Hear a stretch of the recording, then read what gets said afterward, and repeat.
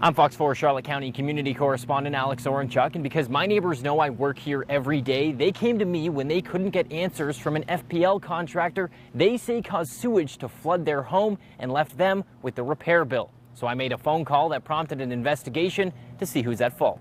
We've had to take up the carpet in this room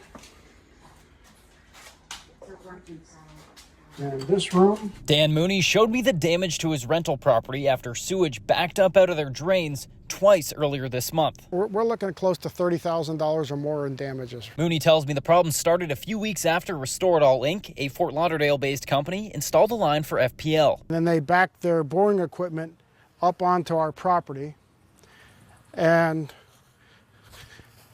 set their boring equipment up in this vicinity right here to bore the line across for the new house across the street, and that's where they bored right through the sewer line. Mooney had a local plumbing company come fix the pipe. They diagnosed the problem using a scope and wrote in a report, quote, "It is clearly visible that the line was damaged/crushed by directional boring of a new electrical line to adjacent property." But when Mooney tried to get answers from Restore It All, he says he got the runaround. So we made attempts to get a hold of them, and in turn they did return phone calls back to us and say it's not their responsibility, that they're blaming it on the county.